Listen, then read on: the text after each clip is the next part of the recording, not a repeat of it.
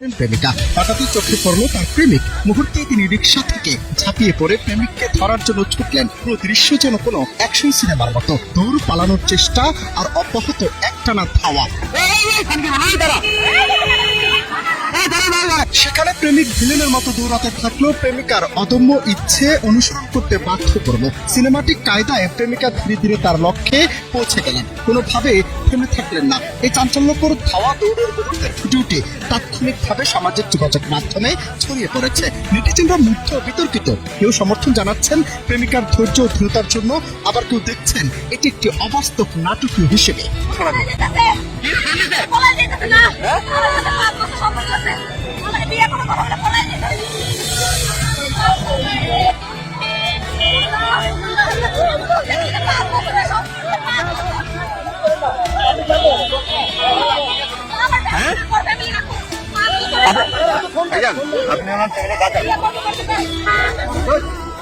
আপনি